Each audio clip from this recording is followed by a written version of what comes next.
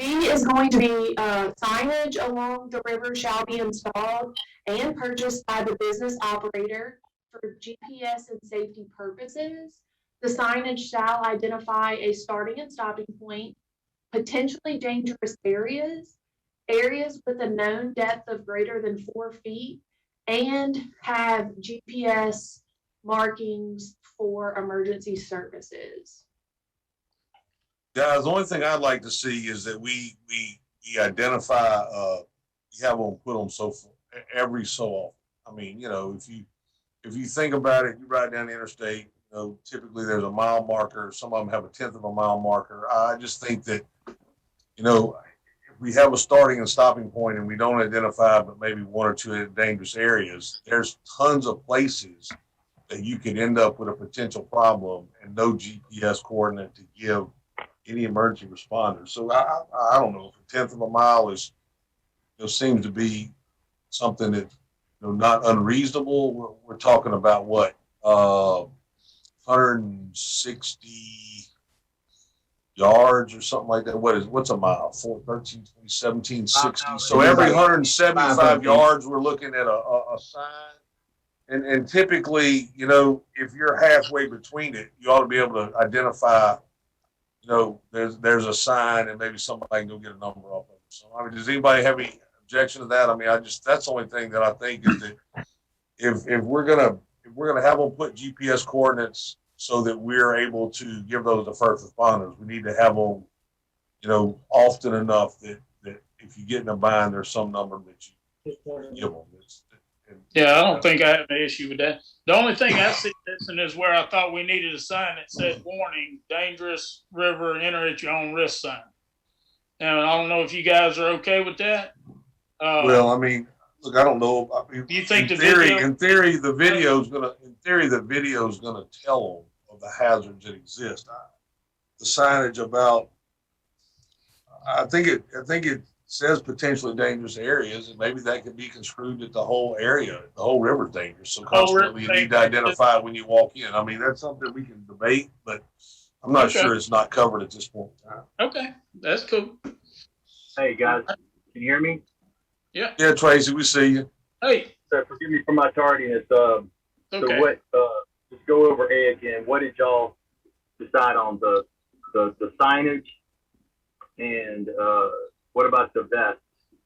Well, we hadn't got to C. We dealt with A, and we're great. We're fine with the initial wording of A. B, we talked about adding a distance requirement of like a 1/10 of a mile, a sign every 1/10 of a mile with a GPS coordinate on it, Tracy, so that, I mean, in theory, you've got to start and stop, and we identify dangerous areas, but you could end up in another place and want some help, and there'd be no sign around. So we felt that, that if we went to every 1/10 of a mile with the GPS location, then at the greatest, we're talking about 176 feet between 176 yards between signs. So you're not but like 87, 88 yards, from one. If you're in the center, that's the furthest you are from a GPS coordinate. So okay. I mean, and look, if that tends to be not sufficient, we end up with a problem later, and the people said we couldn't find the coordinate, then we might look at putting them more often. But I mean, for the sake of the interstate, I mean, the closest you see them was at 1/10 of a mile. So and that's based on call box stuff and whatever, so you know which way to walk. But I mean, that's just my thought process. All right, I'm good with that. Go ahead. Okay, so B will now say the signage shall be placed every 1/10 of a mile and shall identify a starting and stopping point, potentially dangerous areas with a known depth of greater than 4 feet, and have GPS markings for emergency services. Sounds good to me. Okay. And C, it says businesses shall provide anyone entering the waterway with United States Coast Guard approved life vest or flotation devices. In my research, there's a lot of different types for specific like activities. I didn't know if y'all wanted to go in depth with that. And let me look. I have something else. And do y'all want to make it mandatory that they give everyone one, or do you want to make it upon their request, or how did y'all want that worded? I think everybody's got to get one. I think you got to give Okay. one to everybody. Okay. I want to regardless of age. step back on a little bit. Okay. And just real quick on the signs, you want to make the color mandatory so it'll stand out, because we don't want some brown or green signs that kind of blend in. You want to go with an orange or a red with white. You want it to be noticeable. What I'm saying, I'm thinking here. That's a good idea, Tracy.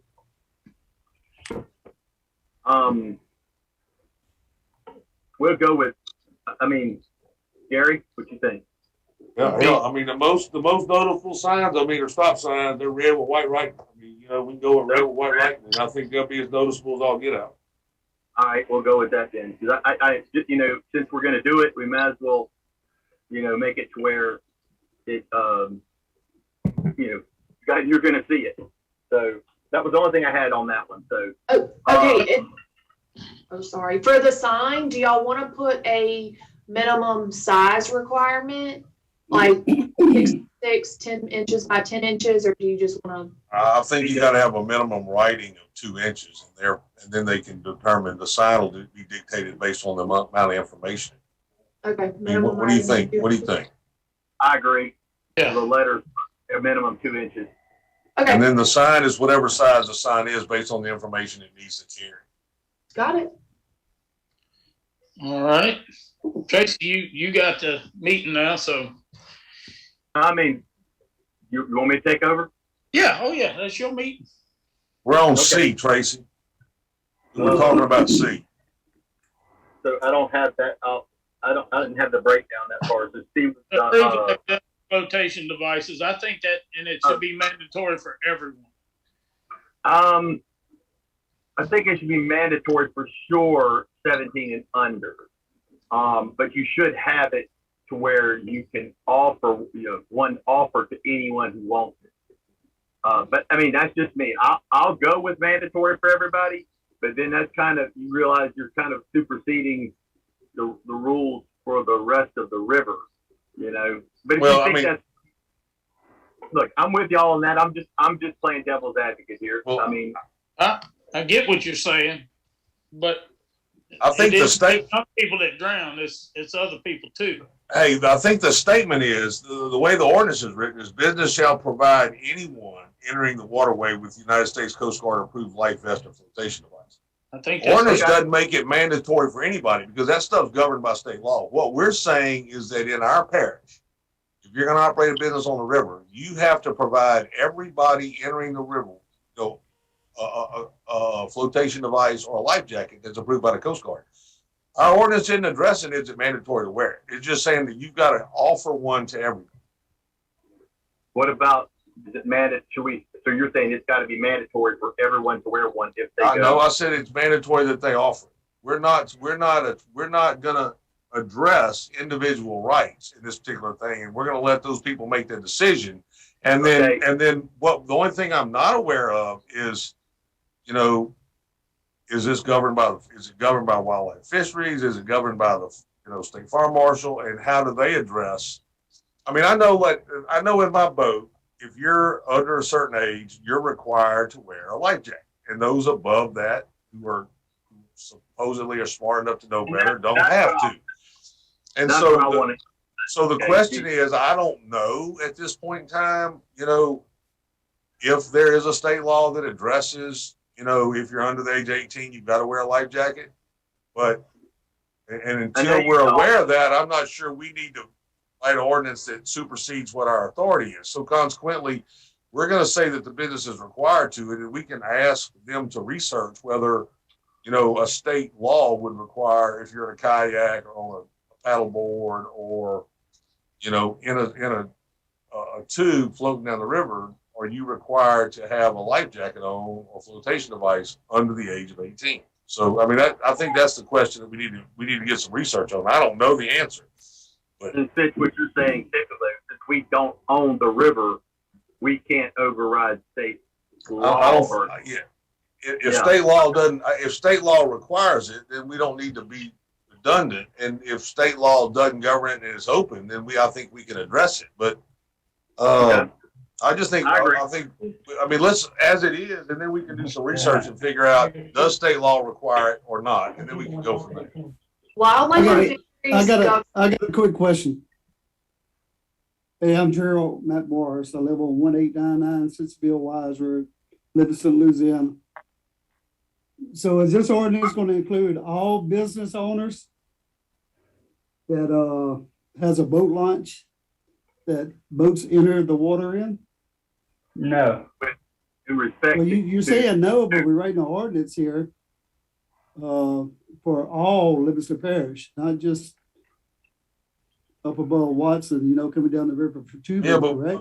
but Gerald, I think we're talking about using waterways, and I think to allow somebody access to it, and necessarily using it. But if we're renting, I mean, I don't know. Maybe Gerald's got a good point. Maybe we need to identify what we're looking at. Are we looking at tubes and kayaks and paddle boards, or are we looking at, I mean, and typically boats are governed by wildlife and fisheries and the U.S. Coast Guard. So it really doesn't fall within our jurisdiction. Vehicles, but about any non-motorized activities on the river.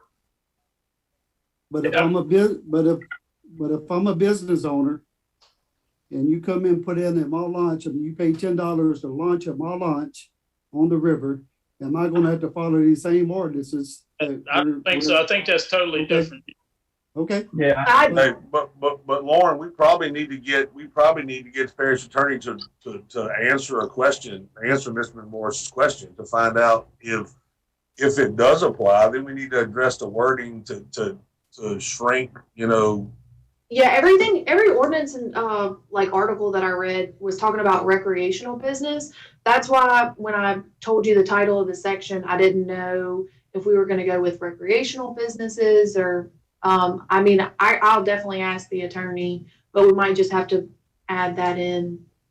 Well, I mean, in theory, if I'm launching a boat, I'm launching it to go fishing or skiing or hang out at the sandbar or something. So typically that's a recreation. So would it apply? And I think Mr. Moore brought up a valid point that we need to make sure that it doesn't apply in this particular situation.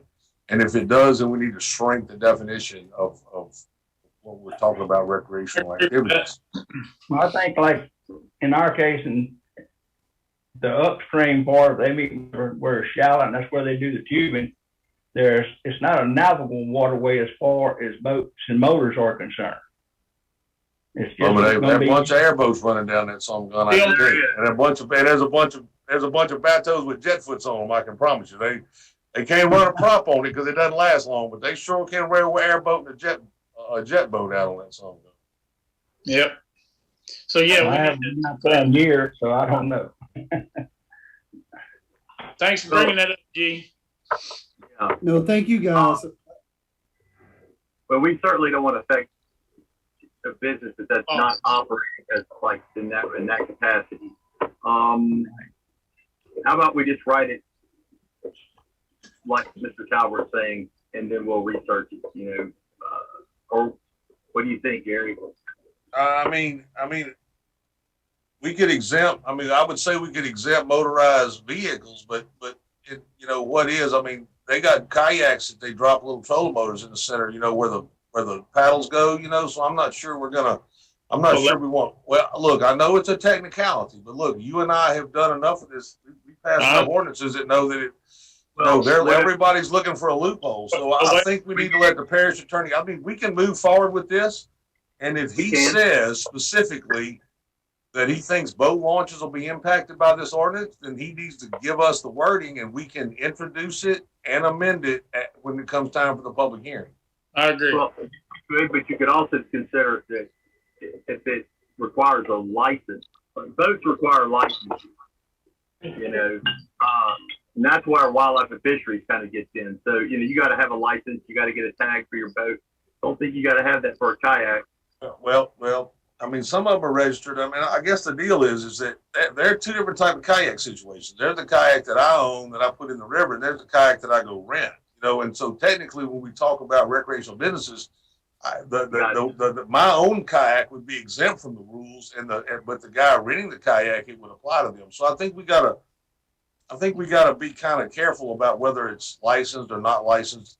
Heck, in theory, if somebody's renting a jet ski on the lower part of the river, are we going to exempt them? You know what I'm talking about? Or are we going to, I mean, I don't know how that would work. We need to let the parish attorney look at that particular situation and give us some recommendations on the word. Yeah. Okay. All right. But Further? Who left? Okay. I think people just moved around. Hey, I don't know. I'd like to offer a motion up to move forward with a positive recommendation to the council on this particular ordinance. Time out, I And need then- to add something. I need to add something to it. So we could potentially add a D with exemptions of public boat launches and everything. And then, or boat launch, or, business boat launches. I also need to add a section for violations. It's just the way that we write these kind of ordinances.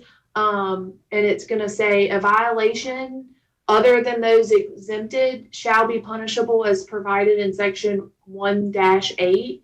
And section 1-8 is just the part of our ordinances that allows the sheriff's office to go out and enforce them. And the fine is like a misdemeanor and not more than $500.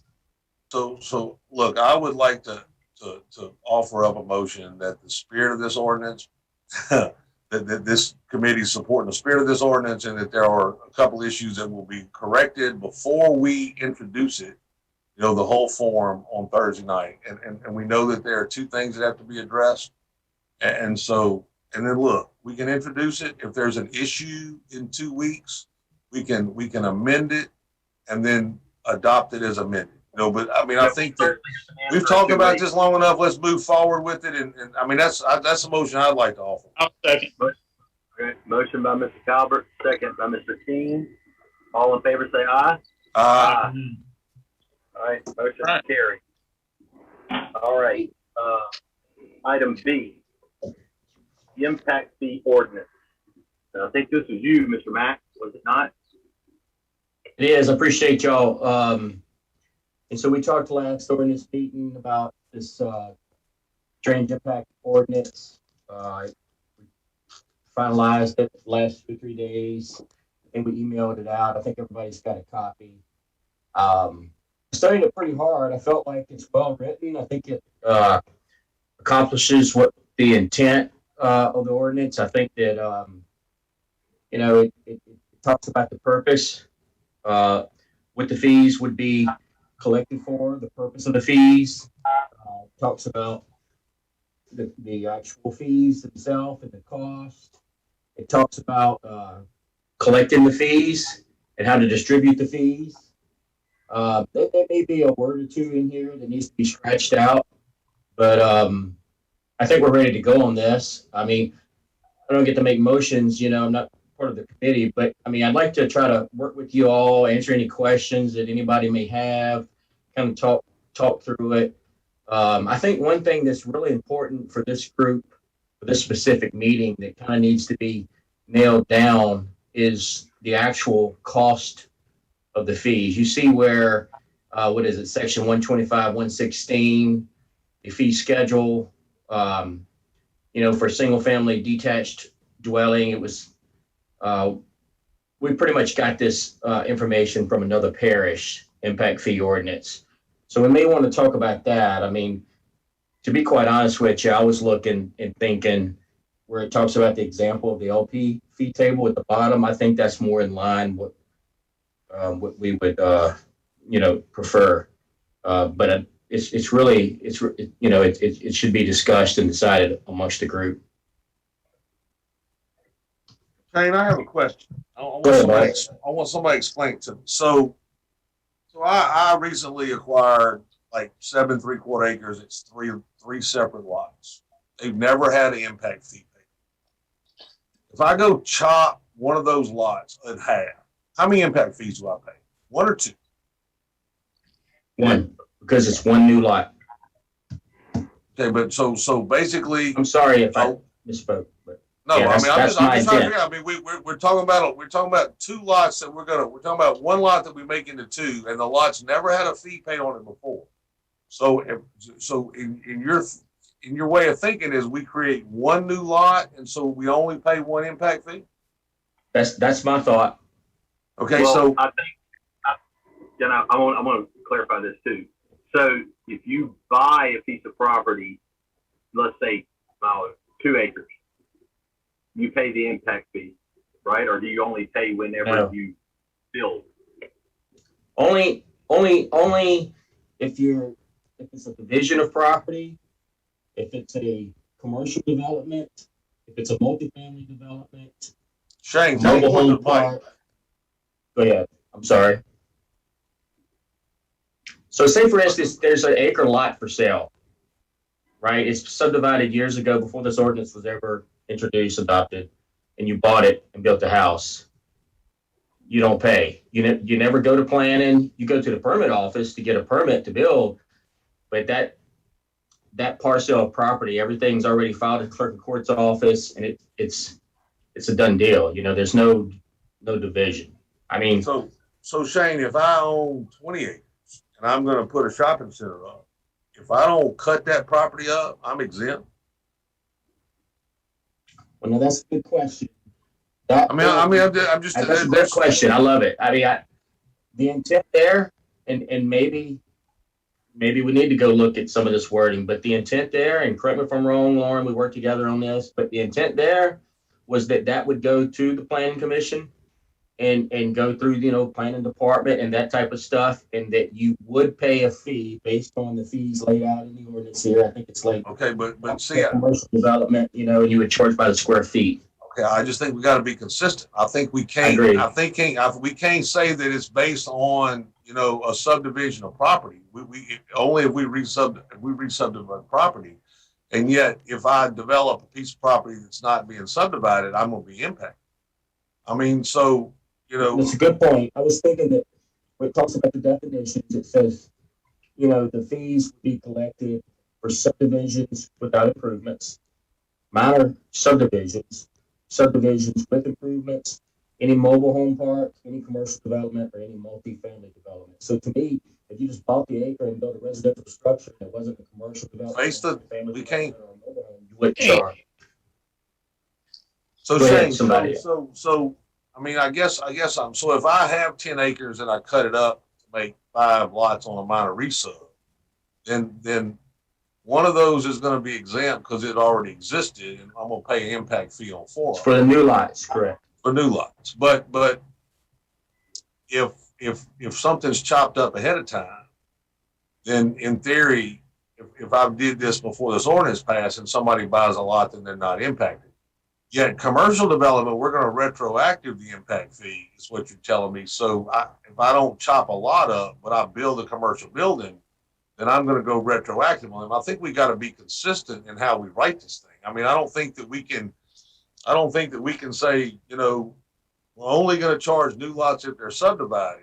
And if somebody owns a piece of property and wants to build on it, they're good. And then at the same time, say a commercial development who doesn't subdivide a piece of property has to pay, yet we're going to exempt the homeowner on that thing. I just think we need to find, is the impact fee going to be collected at the planning level? Is the impact fee level going to be collected at the permit level? I mean, we need to figure out where it's going to be collected, who's going to collect it, who's going to distribute it, and at the same time, who's responsible? And I guess I'm gonna point something else out that I noticed is that the initial schedule is fairly consistent, but if you look at the LP schedule, we're gonna charge you $120 per unit on a multifamily. But if my unit's 999 feet, I pay $120, and if my unit's 1,000 feet, I pay $500. So I think we got to find, We're going to fix that. Yeah, I mean, I think we need to find a more equitable, deal. Or everybody gonna be building 999 square foot apartments, because it saves them $380. I mean, you know what I'm talking about? I mean, and so I just think that there's a couple things that really need to be addressed that fairly significant, and I think where the money's collected and where it's distributed, and is the parish gonna, let's say, for example, planning collects it. You know, where That does was the it plan? intent. Yeah. Okay, so if planning collects it and that money goes to the parish coffers, and then from the parish coffers, it's distributed to the gravity drainage districts. Correct. Is the parish gonna take a fee for collecting that money, or are we gonna? That's a good point. That came up. Now, the thought there, of course, we're working on this. This is a working document. The planning department, to the best of my knowledge, already collects a couple $100 fee as far as administrative fees to handle the development that goes through the planning department. So the thought there was they're already collecting a fee that 100% of the drainage impact fee would go to the gravity drainage districts. Now, if we want to talk about that, that was the intent. So if it needs to be clarified more, we can do that. If we want to get others' opinions, we can do that. But the way I felt like it was written, the way the intent there was I'm glad you're bringing this up. 100% of the collected drainage impact fee would be distributed to the gravity drainage district.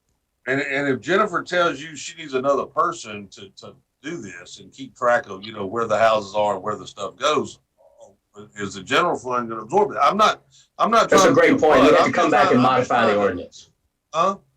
Great point. We'd have to come back and modify the ordinance. So I just think that given the fact that we have this ordinance yet to identify exactly, who pays the impact fee, I think is a pretty big deal. I mean, because ultimately the ordinance doesn't identify whether it's going to be the fee going to be collected based on the issuance of a building permit or a resub. I mean, heck, I could resub a piece of property and say I'm going to build a house on it and then build a business at a later date. I just think that there's, I think we got to figure out how many times we're going to Gary, charge. let me ask you this. That's a good point. Let me ask you this, and that's a very good point because we need to take some notes and correct some of this. But if you bought a piece of property and subdivided it, the planning director is going to have to sign off on it. Correct. He shouldn't do that without collecting the drainage impact fee. If you bought a piece of property, you subdivide it, and then 5 years later decided to build a commercial development on it, it's got to go through planning. Planning director's got to sign.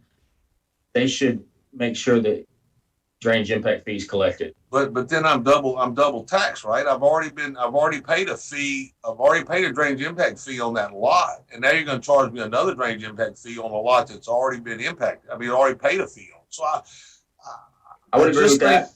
I think there's just a lot of loopholes in this particular ordinance, and I'm not really trying to pick on anybody. I'm just trying to think that you and I have seen it before, that we pass ordinance and then, well, I don't think it really applies to them, or I'm not sure when we need to start collecting the deal. So I think we need to close all these loopholes up and decide that, every time a piece of property is subdivided, it's identified as what its future use is, and then impacted fees assessed based on that.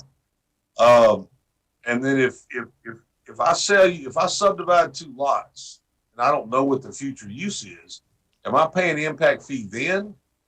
And then if the future use changes, I mean, then once we put zoning in place, it'll probably be different. But if the future use changes, do I get credit for the fee that I've already paid? Meaning, if I paid $1,114 for a residential house to be built on a lot, and then I decide to put, a McDonald's on the sucker, and the footprint of the McDonald's might not be any significantly bigger, am I going to get credit for the $1,114 against the $720 per 1,000 square feet, or No. or am I going to, huh? I just think. I mean, Right, Tracy, you're right. and there's another thing to consider here too, and that's that the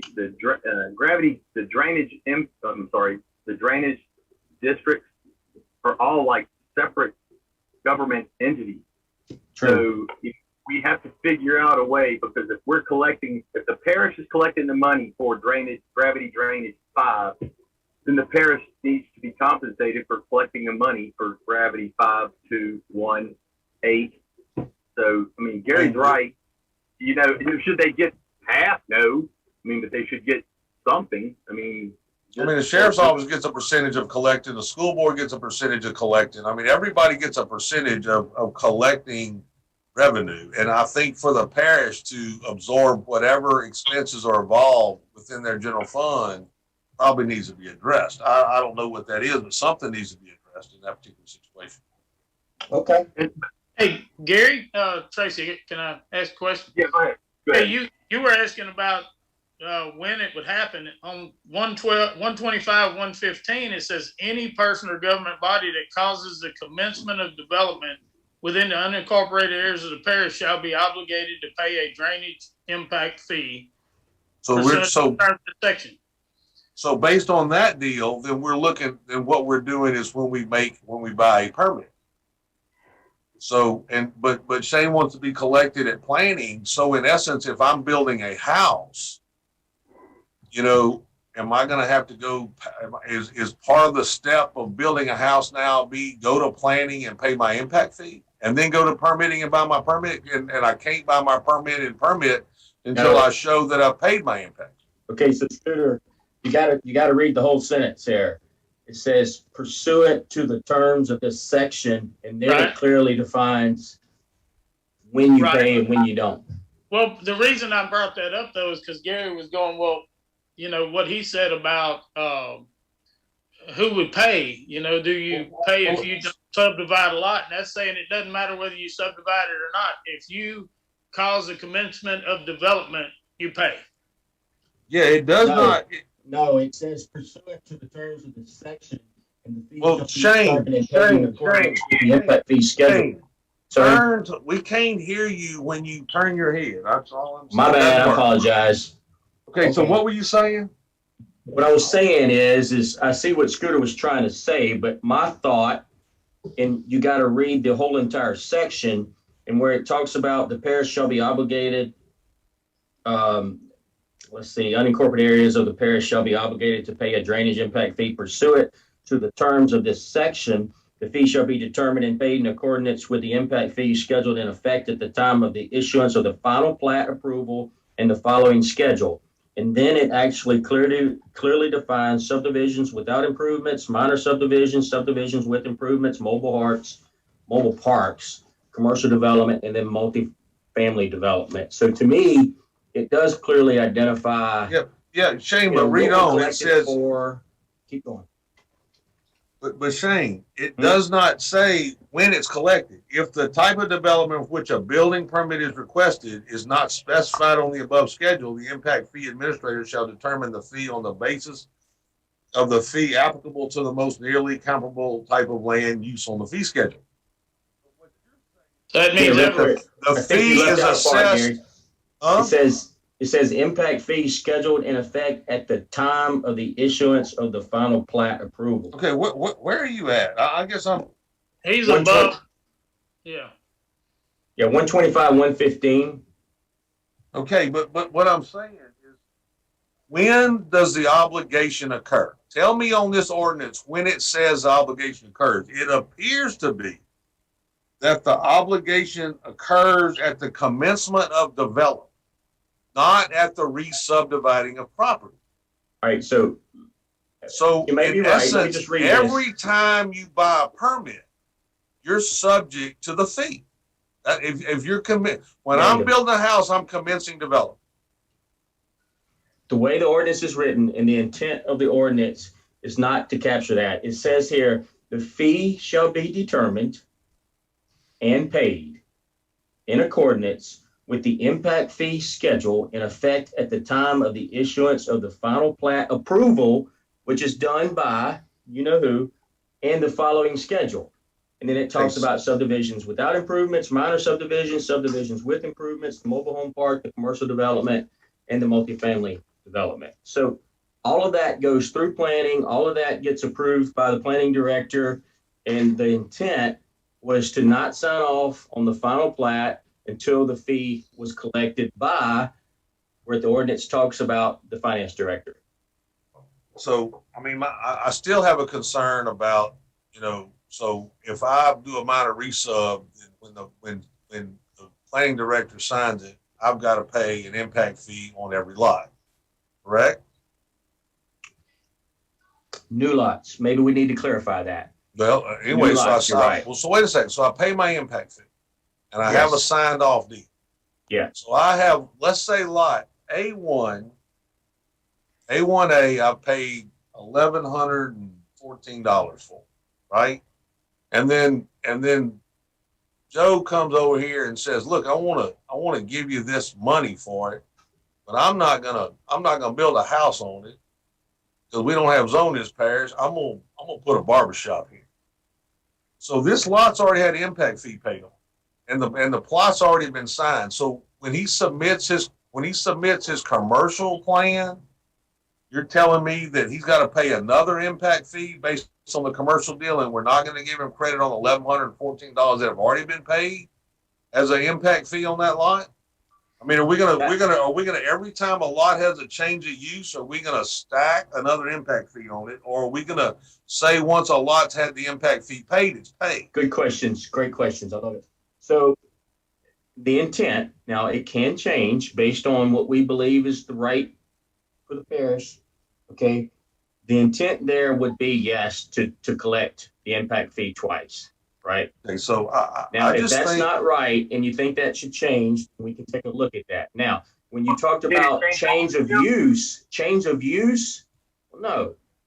To me, change of use goes back to if a structure is already developed and exists, and you're just simply changing the business use, changing business type, structure. I mean, not structure, but the use of the business, then no, there's no development. That's already been done. So you wouldn't charge an extra fee there. But like I say, if y'all feel like maybe that's not quite right, we'll take another look at that. But the intent and the purpose, the way it's written, you would have to pay twice. Because number one, when you subdivided it, you went through planning, you had a preliminary plat, it got approved, you had to pay for every new lot. And then a year or two later, or 2 months later, whenever, you come back through and you have a commercial development, and it's at a different time. It wasn't like a division, like a commercial development, a subdivision with improvements. It wasn't being subdivided at the same time as you was designing and developing. Well, then, yeah, you would have to pay twice. But if it was all at one time, coming through planning, and you were dividing and developing, and it was all one deal, well, then no, you'd pay whatever fees applied. So that's the way I feel like the thing is written. Now, one thing I think we need to talk about and clarify, maybe we could clarify it tonight, maybe not, I don't know, but the fees, right? Let's talk a little bit about the fees. To me, $500 per lot, per division of property. It should say new division of property, or we need to kind of clarify that for everybody, because that's a very good question. I can see where that'd be confusion for the collector and the guy paying, so that needs to be clarified. Now, the mobile home park, 120 per pad, I feel like that's pretty clear. We're going with the example of the LP fee table. I would prefer that if y'all were okay with that. Commercial development, 500 per square feet per 1,000 square feet. And then multifamily development, I think, should also be 500 per 1,000 square feet. And if you have 999, it's only a $500 fee. If you have 1,001, it's going to be $1,000 fee, right? So if we need to clarify that, we can do that. But that's what I'm thinking we should move forward with. well, I'm not sure why a trailer park gets such a big break when we're charging what we're charging for a house, while we charge so much less on a trailer park. And I'm not sure. That's per pad now. So if you have like 20 pads, that's 20 times 120. But if I develop a subdivision with 20 lots, I'm paying 20 times 500. So, I mean, I'm just trying to figure out the difference, why a trailer park gets such a break on that thing. I think it should be the same. So I think it should be the same. Okay. And the second thing, and I don't mean to belabor a point, but multifamily a lot of times stacks. So if I'm looking at a 2 or 3 story apartment complex, and we need a per unit price, because if I go to a square foot price, typically if you look at the way you measure it, it defines in there how to measure. we're measuring the bottom floor. So I'm gonna stack 2, 3, 4, 5 high. Look, guess what? We don't have fire equipment in a lot of the districts to address that. So I'm not sure that we need to stay in a per unit, because if we go to a square footage on a multifamily deal, they're gonna start stacking them, and we're gonna create another problem that for It's a other very valid agencies. point. I think that in order to get the ordinance right, y'all need to provide input and kind of push back where you feel like we need to improve. So I like that. So what you're saying is how much per unit? To the mic, Shane, to the mic. I'm sorry. So how much per unit do you feel is is the right dollar amount? I mean, most apartments are probably around 1,000 square foot, right, or less. Half the size of a house. I guess, look, 500, fair. I mean, if we're getting 500 on a house, then we probably ought to get 250 a unit. You know what I'm talking about? And if we're getting 500 on a trailer, I'm just not sure. What parish did we get the fee schedule that's set up at the top from? Just out of curiosity. What Does did you anybody say? remember? Lauren, did you pull that? Who pulled that fee schedule from another parish's order? Me, St. Tammany. What was your question? So those rates are based on St. Tammany Parish. Yes. The LP fee schedule was loosely talked about, and I kind of just put stuff in there. So okay, so that was just a schedule talking about.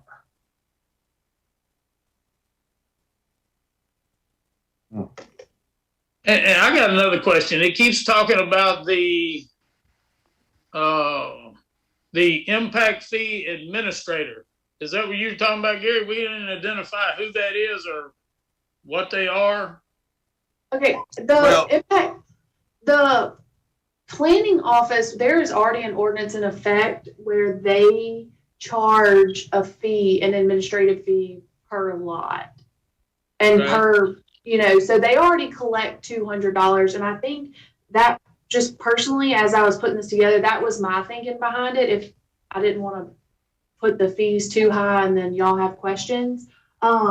And then if you're looking at the St. Tammany numbers in this ordinance, that their ordinance is for not only drainage but also road improvements. That's why theirs is a little bit higher than what we were looking at. Yeah, I was wanting to do for each development, but it had to stay in the development, and that We're would gonna be do that. to deal with. well, yeah, but Scooter, that was on a different. That was talking about a different. Well, right, I understand. Right. Yeah. So in essence, probably given the fact that St. Tammany's fee is a double, it addresses two things, then probably we could, in theory, look at maybe reducing it by 50%, and as it's structured. And then the only other, but I still think that we've got. I think the administrator, Scooter, would be the planning director. I believe he would probably act as that. Have that in there though, don't we? Yeah, we can change that. You could probably, instead of having an impact fee administrator, just the planning director would be responsible for that situation. Or Right. I still think we need to hammer out. I think it's a pretty significant thing as to whether when a lot technically is subject to an impact fee. I know what the intent, Shane. I think we need to specify. I think it needs to be said when a map is signed by the planning director, then it's subject to an impact fee. But I think at the same time we've got to say that I might not necessarily need a map sign on a commercial resub, but if a development goes through planning, whatever it is, then it's subject to it. So, we know all multifamilies judge commercial, so it would be subject to it. We know what trailer parks judge commercial, so it would be subject to it. We know any business, has to go through, so it would be subject to it. And then at the same time, every minor resub subdivision with improvements or without would be subject to it on the new lots. And so I just think I think we need to do some wording before Okay, this no thing is problem. introduced to Well, identify that. And I think the parish attorney needs to. We'll work on it over the next couple of weeks, and we'll bring it back. Yeah, I Ordinance think committee. that sometimes intent, we know what our intent is, and then our words are different, and it bites needs us to in be the clear. butt later. I think in It this needs to be particular right. one, intent's pretty important that we get the wording right. Yeah, we don't need to have to introduce this, vote on it, and then go, oh, we messed up. That ain't the Well, way I to would do it. blame it on you anyway. Think Well, about multiple We ain't times blaming anyway. none of this on you, Shane. This is good work, and I think it's important for the future of Livingston Parish. So we got to I get do it right. too. I'm just kidding. Look, and I'm okay with the fee. You know, like you were saying, Mr. Talbert, with the trailer. I think, what was it, 150, 120. 120? See, that's too low. But I don't necessarily think it needs to be 500 either. Well, So- if we look, Tracy, I think if we looked at the St. Tammany ordinance and just say that we were going to do it half, I mean, just as a, then a multifamily would be $220 per unit. A mobile home would be $311 a pad. Commercial would be $360 every 1,000. And a single family would be $557 per lot. So and the deal is we could probably work with that if we wanted to size lots, because I mean, but I understand not sizing, but is the impact greater with a smaller lot, or is the impact greater with a bigger lot? And what we've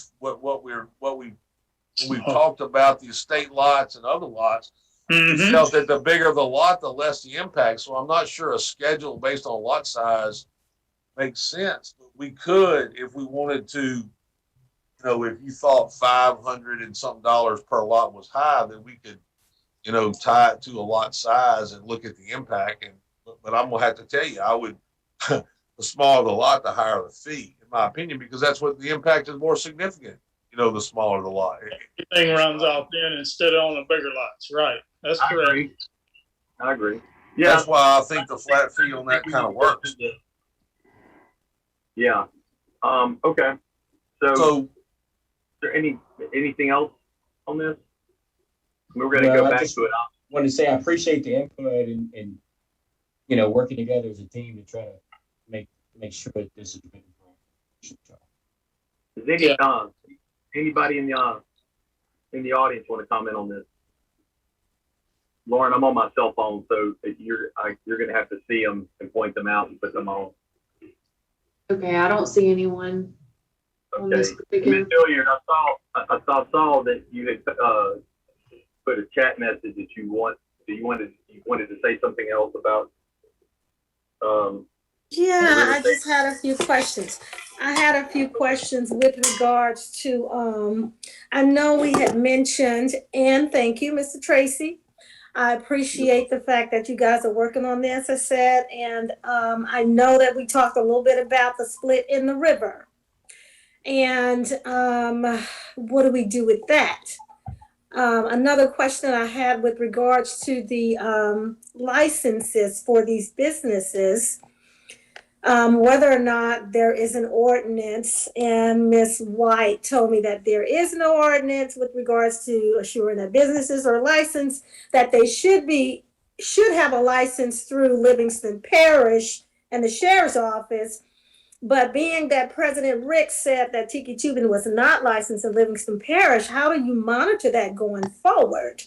Assuring that the businesses are licensed, or carrying insurance if they are not, and any vehicles that are being used to bus customers are licensed in the DMV. I just wanted to kind of make that point and put that out there, that I know that we're still working through this thing, but Hey, that's important. I want to clear something up. So our parish does have an ordinance. The council's office has an ordinance saying that everyone has to have an occupational license. That is a law. It's just regulated by the sheriff's office. The sheriff's office has the means and the software to give the occupational license. So that is, I am not sure if Tiki Tubin is licensed in Louisiana for this year. I know I have given them an alcohol permit through our office, and they had to have a license to get that alcohol permit. So I'm not sure about the current year, but I do know that they have had one before. So Tiki Tubin LLC, it's 34900 Sarah Lane, is active and in good standing at Secretary of State's office, and their last report was filed on 1/19/2021. So far as the Secretary of State's office, they're up to snuff. I'm sure we can do a check at the sheriff's office tomorrow and find out if occupation license has been issued to LLC. Because ultimately, that's the business that is in good standing with Secretary of State's office. Yeah, I just think that it should be in black and white. That's a requirement. It is in black and white within the parish, and so we're trying not to duplicate what it says, but we will look into whether that specific deal has been addressed. yeah, I'll put the ordinance right now in the chat so you can read it, Ms. Hilliard. And so far as the buses, look, they have valid license on them, and based on the fact that they carry a certain number of people, I think the drivers all have chauffeur's license. That would be a DOTD question or GPS officer question or state police officer question with respect to, in theory, they're driving on a state highway and a parish road, so they should be licensed. And based on the number of passengers that those buses are capable of carrying, they should all have chauffeur's license or CDLs with a class C or whatever. So their actual plates should be updated. Yes, ma'am. They have to be, valid. Well, I mean, and the sheriff's office and the state police see them running up 1019 and 1020. Is it 10? Ben Rose, what, 1025, 1022, 1020, whatever. And then both of those are being state highways until they turn on to Hancock Lane. They're traveled two state highways back to back. So I would think that those vehicles are licensed. And the operators driving those things would have CDLs. I mean, I've known some of them. There have been some ex-school bus drivers or current school bus drivers that drive them on the weekend. Yeah, I know that they're not. So we'll saying that it needs to be noted. It is not, and they should not be able to carry people on vehicles that are not licensed. Well, and I guess it's kind of beyond our. We can put the requirement in place. We can make it the law. We can't enforce it, and it doesn't require much to get a CDL. I have one. I have no idea what I did. I remember doing something special to get it, but I have one. I mean, that's because I had a CDL before, like 30 years ago, and then I didn't feel like getting a health checkup next time my license is due, so I just got CDL. So, but in order to operate a bus legally, you must have CDL, and I'm sure our ordinance reflects that. So, I mean, as it references it, which is already state law. If they're not doing it, then it would be up to the sheriff's office to check them on. But am I right? Yes. Guys? Thank you. Okay. All right. I lost you guys. I'm sorry. I lost y'all. But I hear you, Mr. Tracy. You can't enforce it. I get that. I just wanted it to be noted. Yes, ma'am. That someone should, because if you're going to run a business at this magnitude, then you should run a straight and narrow business. I can tell you this. It's worse. They're thinking about it now because now you just mentioned it. So yes, that's the point. if it didn't do anything else, you just put a light on it. So somebody's thinking about it, because we don't get a lot of people watch these meetings, but we do get some. So. I'm taken aback that there are no representatives from Tiki Tubing speaking to this thing that's been going on for all this time, and you guys are working hard day and night to put things in place to make things right, and they're nowhere to be found. They know Until- what's coming. That's why I would think that they know what's coming. They know they're going to have to comply with these rules, and they're okay with that. And look, I've probably done more public addressing on, with the exception of zoning, which I've probably done more addressing on river safety in the last week and a half. And I did 2 TV interviews, 2 podcasts addressing this issue. So, the information is getting out there, and we're gonna make some changes, and it's gonna be a work in progress, and we're gonna figure some, we're gonna have to work on things to get the language right. But I do believe that, we're gonna make some good changes like this week.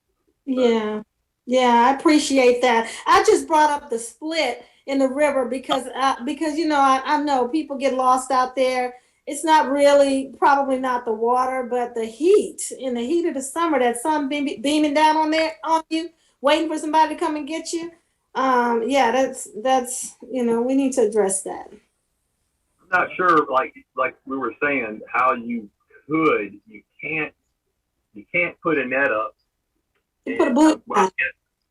We could put signs. We could require signs for that particular spot. I mean, what about buoy line? Can you put a buoy line there? You can't because the boats are going through, correct? Right, ma'am.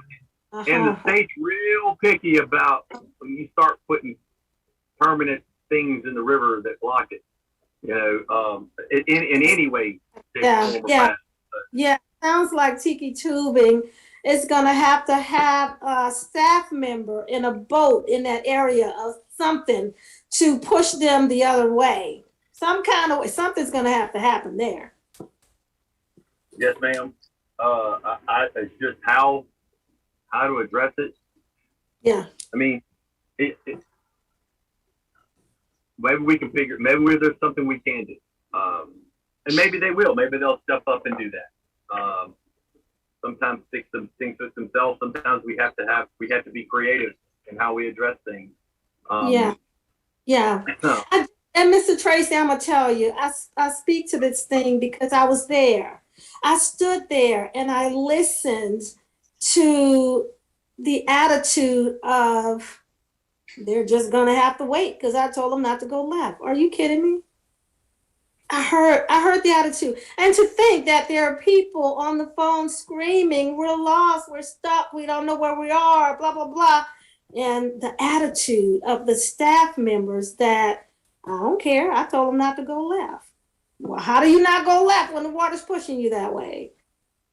Yes, ma'am. But look. So, okay. I believe you. I haven't done it myself. At one point, I thought about going to do it just so I could have firsthand knowledge, but I don't know if I feel safe enough to go do it. And I would wear a life vest, and I know how to swim good, and all those things. But I've also been in situations where I'm thinking, am I gonna make it through this? And that's the whole. You don't want to put someone in that situation. That's what you hold on to. That's what you hold on to. That feeling deep down in your gut. That's what you hold on to when you're working on this safety project. That. And that is because I have been in there. I've been in situations in boats and other situations in life where I was just like, wait a minute, this was supposed to be fun. Am I going to make it through this? And I don't want anybody to go through that. Exactly. And that's the milder part, because most of the time you do make it through.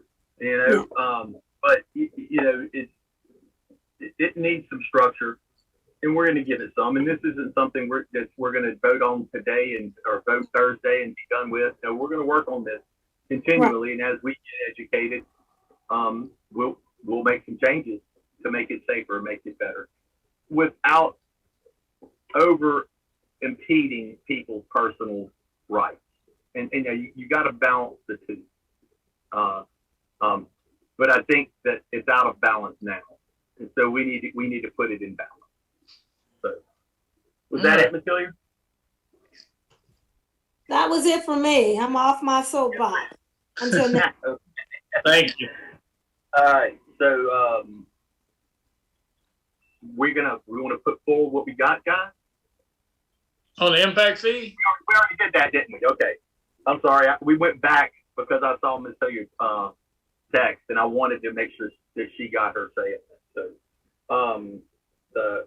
So we're going to put off item B, which is the impact fee ordinance, for discussion at a later date, until we get it straight. So item C, further discussion on detention basis.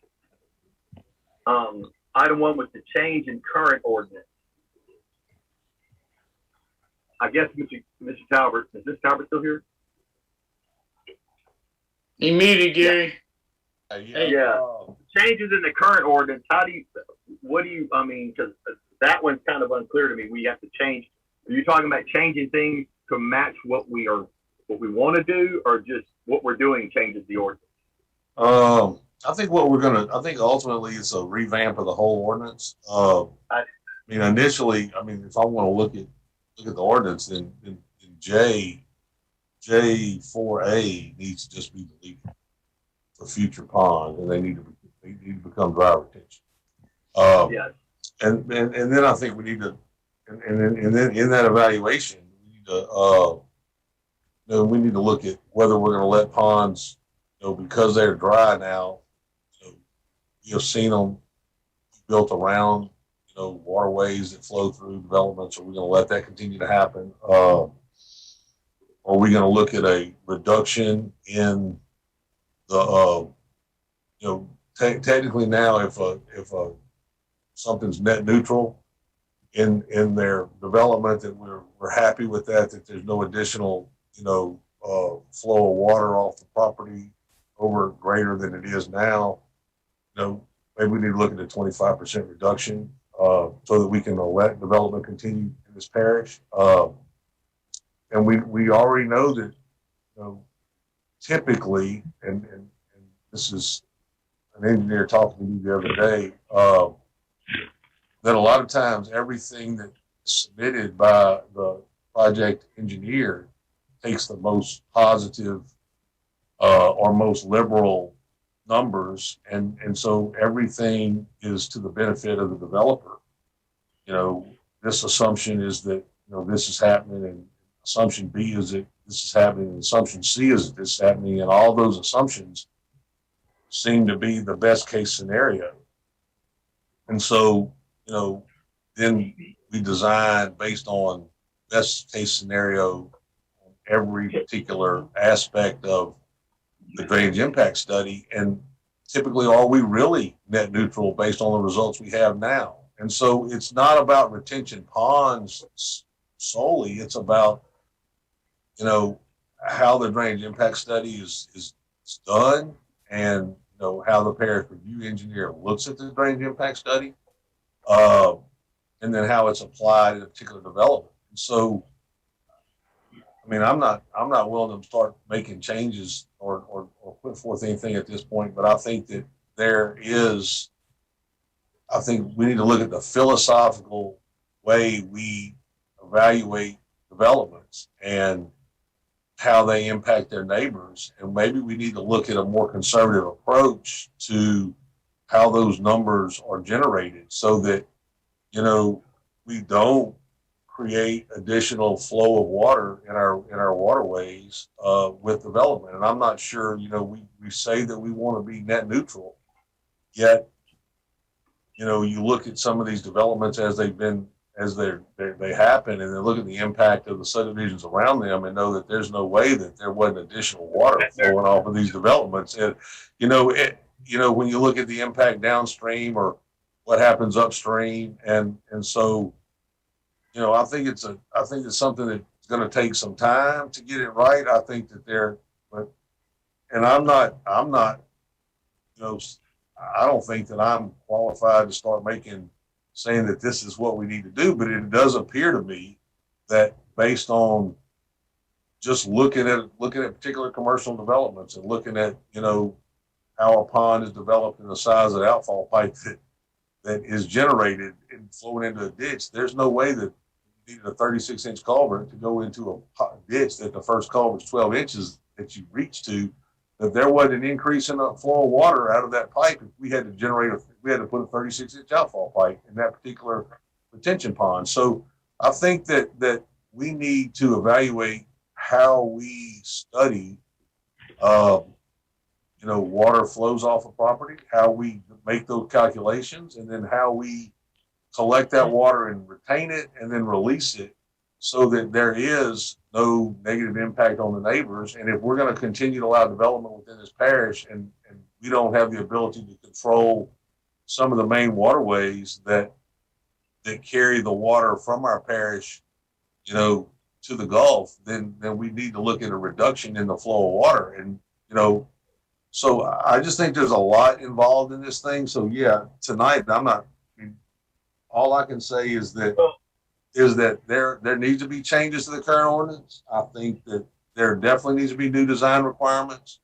And if we see problems that exist now with existing retention ponds, and if we're going to change the way those retention ponds are maintained in the future, then there definitely needs to be some funding mechanism to allow the parish to have access to those ponds and then do the maintenance that needs to be done to them. So I think the answer to all those questions is yes, Tracy, but I don't have anything concrete that I can put forward at this point in time other than a philosophical, this is what I think we need to do.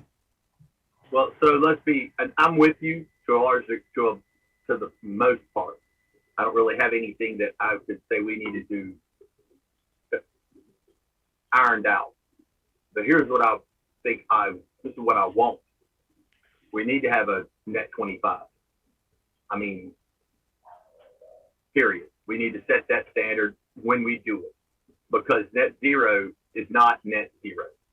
I agree with you. I think that they have the most, if everything aligns and it's like this, but that's done at so many stages that it's not working. Somewhere along the way, it gets to where it is impactful. So how we go about doing that? Do we do dry retention? Do we require, pump? I think we certainly need to put a 25-foot servitude around everyone in every development going forward, to where if we need to, then we can get to it. Now, funding, if we require pumps to pump these down, then the funding mechanism has to be in place. And that's what's going to bring, and how do we go about collecting that money?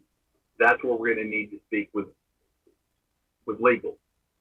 And I think those guys, and I plan on talking to them tomorrow, or at least try to get them on the phone tomorrow or Thursday, to figure out how we can begin to set it up to where if you do a subdivision with improvements or without, and you are required to do retention, then you are required to do it this way, with pumps that pump it down, and with the servitude around, to where we can at a later date clean it. Or look, there's no point in having a bunch of money and equipment if you can't get to it. So, I believe that we must go that route, because what we're doing isn't working. And to be clear, all of this, if we got all the stuff that I'm saying enacted today, all that really is going to do is keep it from getting worse. But we have to do something. I believe you have to kind of stop the bleeding before you can start healing everything else, because we have to address what we have now. And I have very few ideas on how to do that. And I would love to have some. How do we, can we go into an existing neighborhood and say, hey, look, are you willing to put a fee in? I don't know if we can do that by form an HOA and then say, hey, let's do it. And then we put it into law, and put it in place for that subdivision. And then when we get the money, we go put it in. I mean, but you know, that's a fight for another day right there. Let's just work on where we're at. I think that we need to get some advice from, Mr. Moody on how we can go about that in changing the ordinance for future development, because we can't allow it to get worse. We have to, and if we don't change this, it will. We know this. So, the servitude, the funding mechanism for these funds, and I like, look, if dry retention works and you're in an area where it would work, I'm okay with that. But I need that to be dry when it's supposed to be, and then you might can make it bigger to where you have freeboard. I don't know. Any comment? No, not really.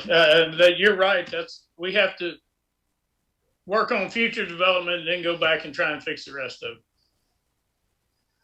Yeah. So I mean, look, there was a comment on the chat about a working group, including stakeholders of each group. And look, we all know that none of us are engineers. I mean, and so all we can do is apply common sense to what we see, and look at a development after it's built and know that there is an impact to the neighbors based on something that was supposed to be, net neutral, water release. And so consequently, we know that the current ordinance as it's structured is not accomplishing what we want to accomplish.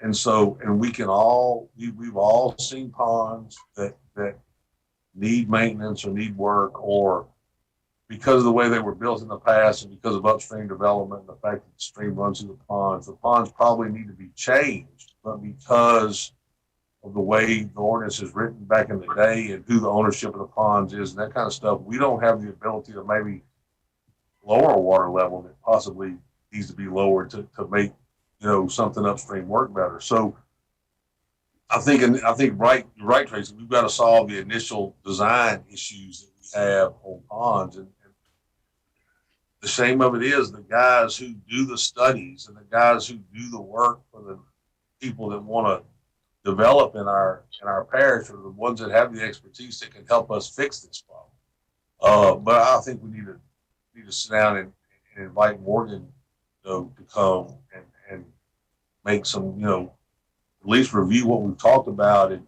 see if she has, some thought process. I know that one of the things we've talked about is the upstream and downstream look, and some of the questions she's had in the past is how far can I go? Typically they're trying to tell me I can't go off development, and so we've got to look at, how far can they go? And so, we need to see what problems she currently has, and maybe she's aware that we're taking the best case scenario every time, but the way the ordinance is structured, there's no way to address that. Maybe she has some ideas on how we can do that. So I think that initially we probably need to reach out to Ms. Sanchez and see what comments she has with respect to how we can fix this. And then after we get some idea of talking to her, then I think we're going to, at some point in time, going to have to get a group of engineers together and sit down somewhere at a table. And we got to be careful about, the public meeting situation, but we need to get them to throw some input on what they see as solutions. And then they can say, look, what you think you see is not what you see. And then we can say, yeah, but y'all said this development wasn't going to cause a problem. And after it's built out, this is what's happening next door.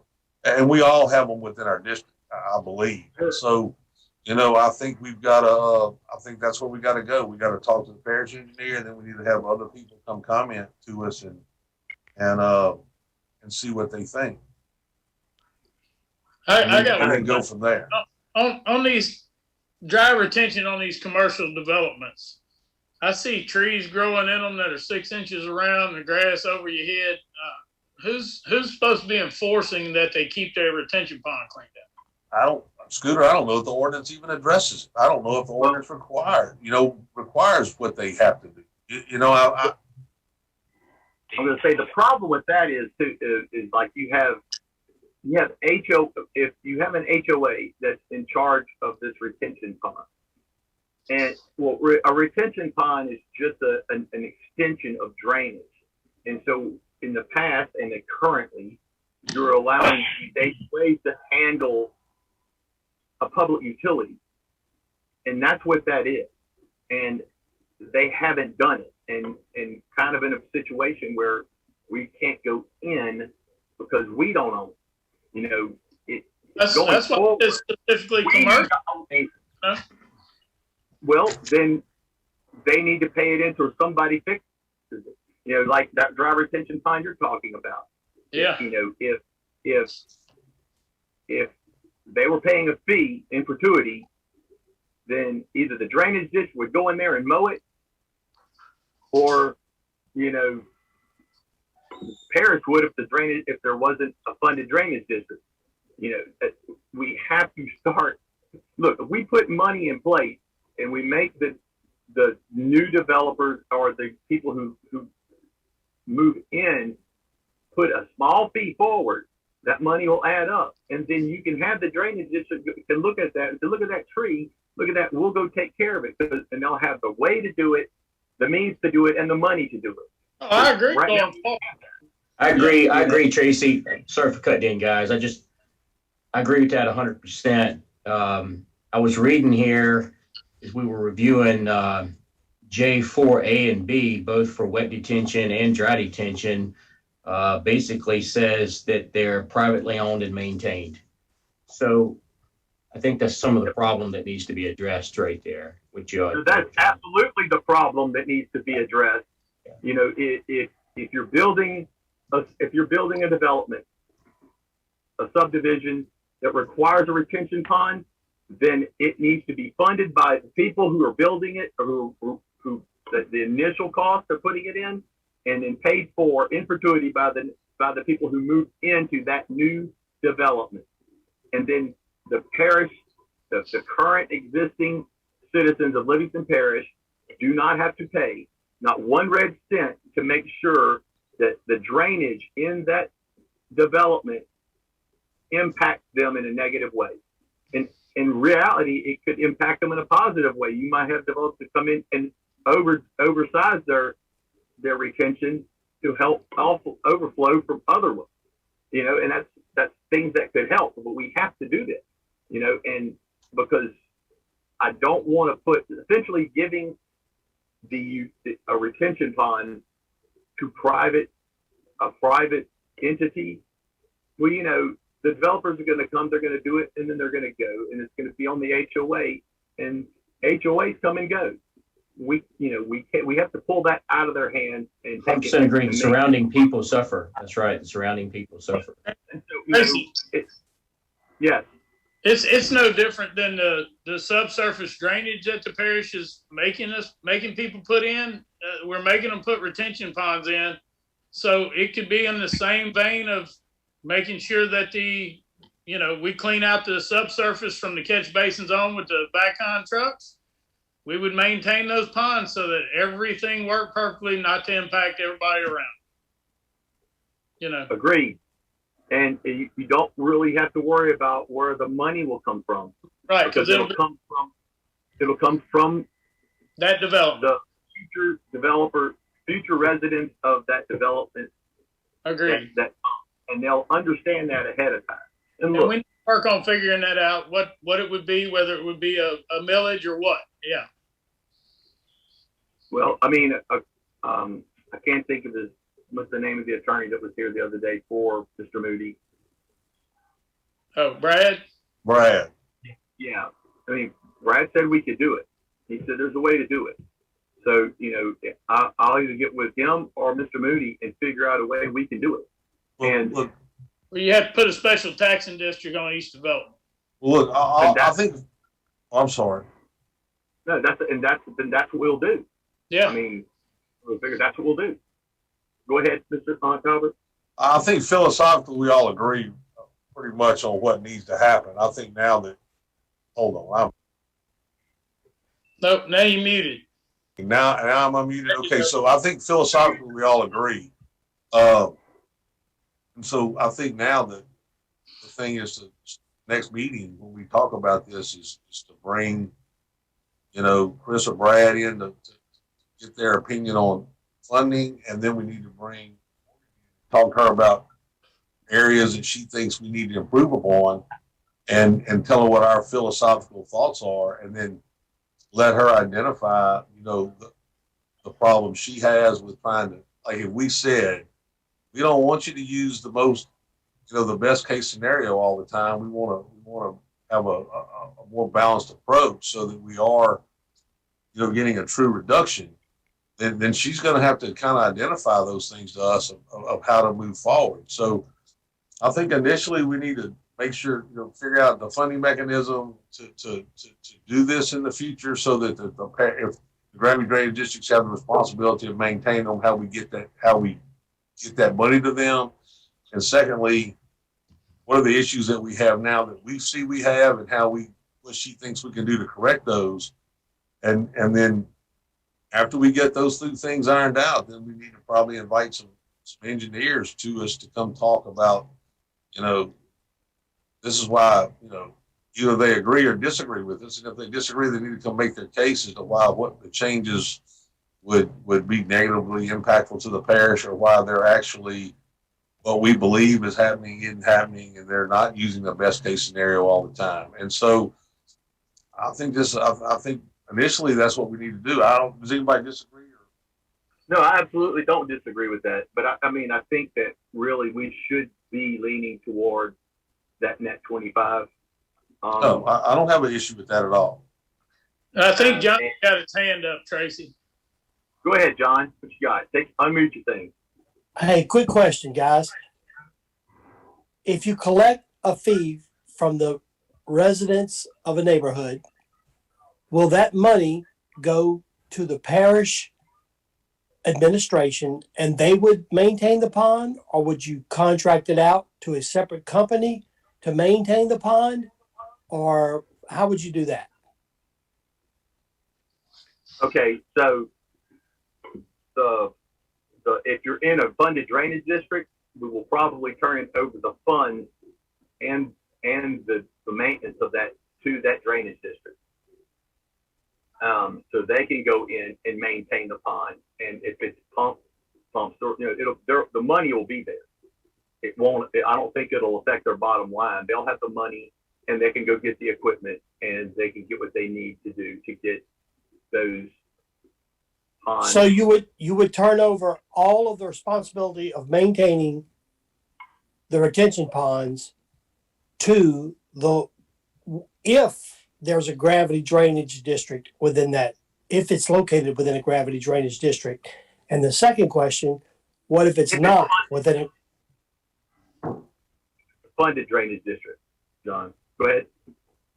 I'm sorry. No, I'm saying you're going to collect the money from the residents in that neighborhood, and if they're in a gravity drainage district, you're going to give it to the gravity drainage district to maintain that pond. What if they're Correct. not in a gravity drainage district? Not enough money. In theory, everybody's in a gravity drainage district, John. And if the ordinance that we were working on earlier tonight passes, then every gravity drainage district will have some funding. So there will be no unfunded gravity drainage.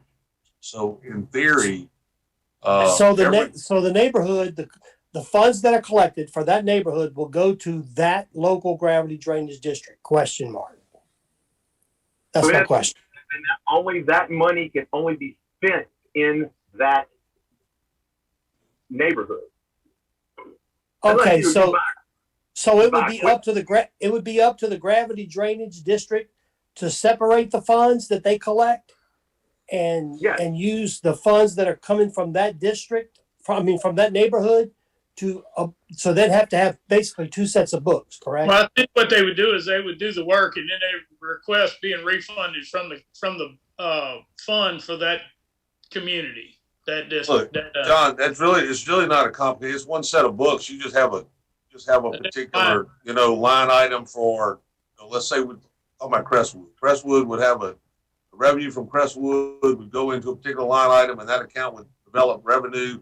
And if an expense to maintain the pond happened in Crestwood, then it would be dinged on that line item, and ultimately they would have a positive or negative balance and move forward. I don't think that's an accounting thing. It's not that hard to take care of. It's not like a significant, a big deal. I mean, the revenue comes from one spot. It's identified when it's deposited. It's coded to that particular account. When an expense occurs, it's coded to that particular account, and it's going to maintain a running balance. That's not a big deal. That's not a big hill to overcome. I think that the bigger problem is we need to look at the initial. We're not trying to fix old ponds right now, John. We're trying to create ordinance so that we don't continue to let these ponds that are being developed now, continue to be developed with, creating the problems that we see occurring. What we're trying to do is draw a line in the sand and say, from this point forward, this is what we're looking for. And so we don't create additional problem. And then at that point in time, I think it's another process that we go back and try to figure out how do we solve the old problem. But I think we're trying to right now is just stop the problem that we know exists from getting larger. Agree. Go ahead, Yes. John. Did you got something else? Mr. Watson. John, you muted. There you go.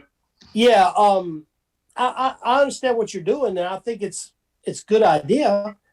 I think before we implement it, we've got to think through all of it, because those funds from what you're saying would go from that neighborhood, would go to that local gravity drainage district, whether they're funded or not funded, and they would be required to spend that money only in the maintenance of that retention pond.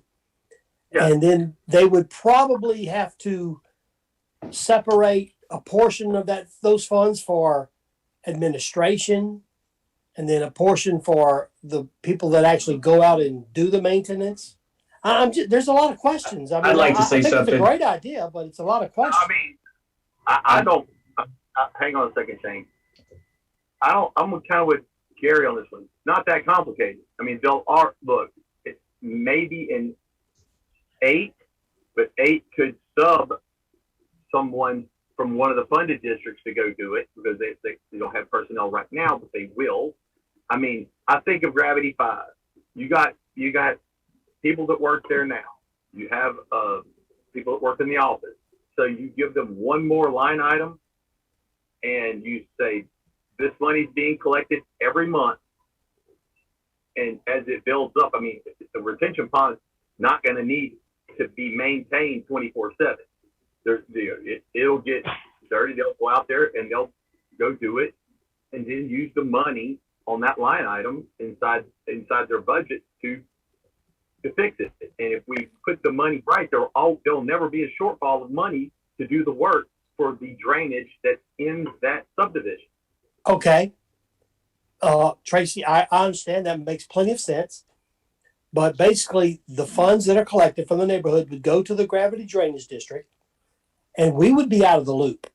So if for some reason they're not maintaining it correctly, I mean, is there any oversight from the parish council to? There is.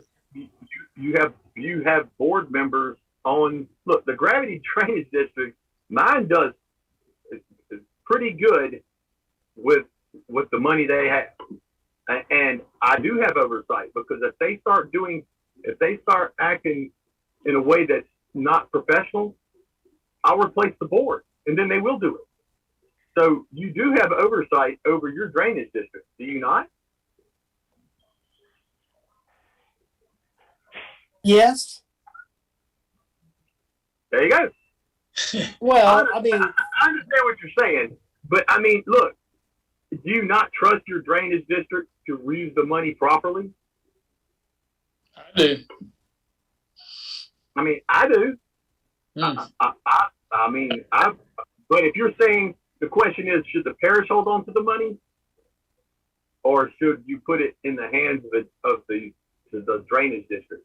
Because ultimately, I'm not sure, Tracy. I don't know. I'm just Okay. just wondering how we're going to work this out. Where you taking the money from the neighborhoods, you're giving X amount of money, and if there's a surplus, do they use it for other areas as well? I mean, I mean, we don't want that. I mean, I don't guess we do. I mean, they get audited. Believe me, they'll know exactly how much money is collected, how much money was spent. It was in that development, and you have this one, you subtract that one. You better have that number. I mean, and that's everybody. If we upped it at the parish, the same thing would occur. You know, you just that money is marked for that subdivision, and when they have an issue arise in that subdivision, then they can go out there and do the work. And if they need equipment, special piece of equipment to do that, they can go buy the equipment with the money. And they could probably pull a certain amount from each development that comes up to do equipment, because the equipment's going to be used for multiple. So the equipment might be used inside and outside that neighborhood is what you're saying. Well, they might already have equipment already. You know, I'm sure they got backhoes already. I mean, so a lot of the stuff will be used there, but I mean, it sounds like there needs, before we do this, we need to get with the gravity drainage districts and get their input. Wouldn't y'all think? Agree with that? We have. I have. I was at a meeting tonight and I didn't get to make it. Problem solved. But yeah, I mean, I talked to the board members on mine. They're okay with it. Look, as long as they have the money, and they would love to go do that, because now it'll clean up other problems they're having for areas that aren't in the neighborhood or in the subdivision. That's right. That's right. What feeds into that pond having issues? Yeah. Say that again, Scooter. Well, what they're having right now, if the retention pond has silted in, it's completely stopped up, it's not flowing, they're having all these upstream issues that they can't address because they can't fix the retention pond. So once we cure that upstream is strictly the neighborhood, correct? No, upstream, like upstream of a detention pond would be the neighborhood. Am I correct? Not necessarily, John. Some of these ponds are built. For example, the pond in Acadiana Place actually has other stuff flow into it off-site because it was built in natural drainage.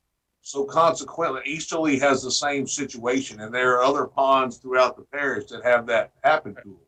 So what we're talking about is, let's say, for example, Acadiana was built whenever, and pond was, designed based on what was upstream. As upstream developments occurred, more water's running off going through that pond. And so consequently, there needs to be some modifications to that pond, because what we're doing is we're causing some drainage issues upstream.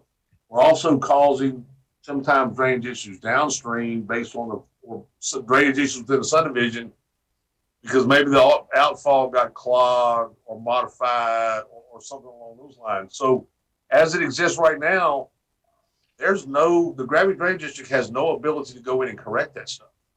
And so what we're looking at is trying to solve some of those problems. And so to answer, but the long and short of there is water that runs through a lot of retention ponds that isn't necessarily generated on that subdivision, because where we've allowed those retention ponds to be built in the past. A lot of times they're built around natural drainage and it's expanded, and that drain runs through there with some calculation based on what's happened above it. And then as development above it occurs, those numbers change, but the pond is never modified to account for it.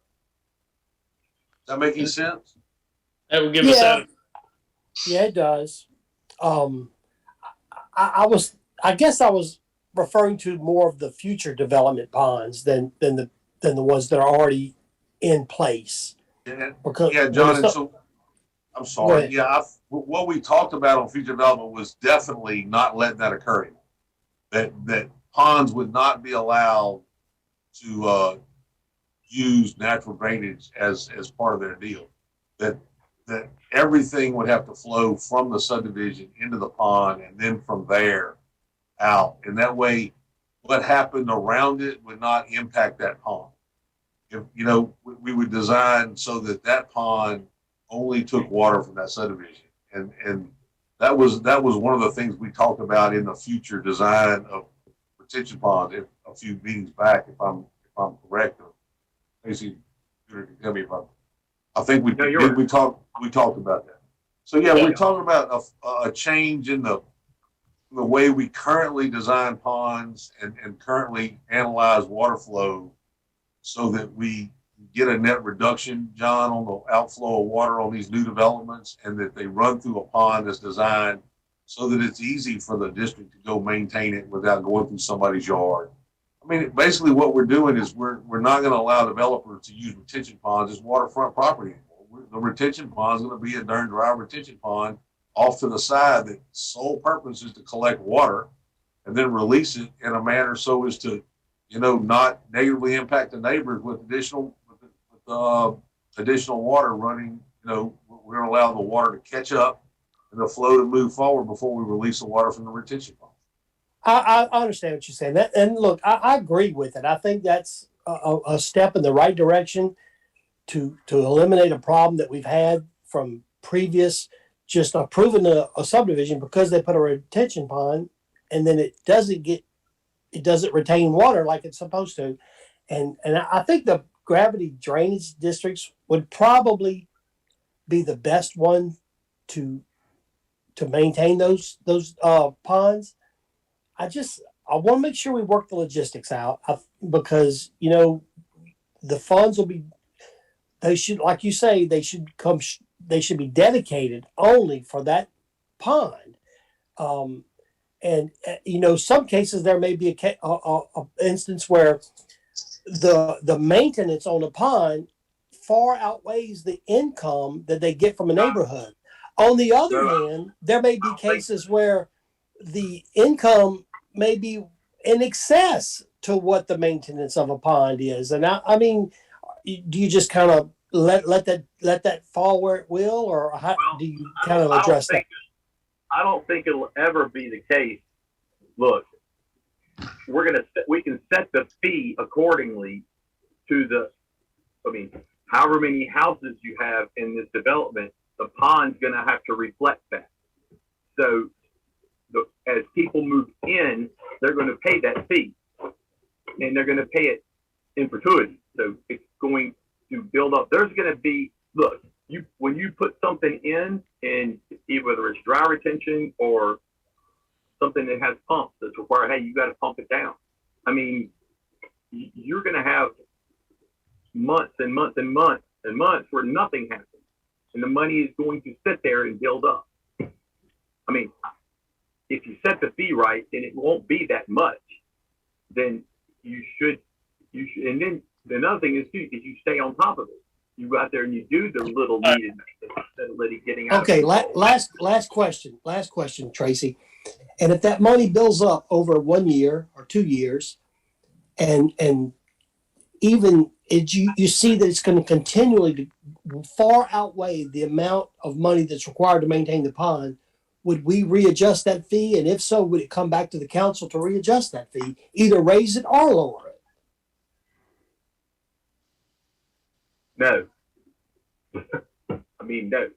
Because at some point you might have to go buy a whole piece of equipment, and the equipment is not cheap. And you bring up a valid point in where equipment maintenance should come equally out of every, especially if that equipment is, you buy something new to maintain the ponds that are under this fee structure, then the maintenance of that machinery should be maintained by that pool of money, so to speak, equally. All right, cool. All right, guys. Well, that's all I have for tonight. Anybody else? Anybody got anything? Hey. Yeah. Mr. Sam wanted me to introduce to y'all tonight the idea of looking at putting restrictions on parish, weight limit restrictions on parish roads. I think currently it's like 5 tons, but I think he wants to do something like 5 tons per axle or 10 tons per axle on all parish roads so that he can put signs up to protect newly paved roads. So just think about it. I don't have anything on that. That's Put it on the agenda for next Tuesday, Yeah. and I'll get with him and get exactly what the logistics of it. Can we do that at a regular meeting? I may not be here next Tuesday. That's all right. Well, sorry. You wore out from something. Right. Bubba, there's no giving that we'll all be here next Tuesday, but I hope I hope I am. I'm gonna be out of town. I already know Okay, that. well, that's a different story. That's I understand that. Hey, Tracy, I'd like to make a motion to adjourn if somebody wants to second that for me. Second it. By Mr. Talbert, second by Mr. Harris. Yeah. Is it you? All right. All in favor, say aye. Night, guys. See y'all Thursday. Good night, guys. Thank you.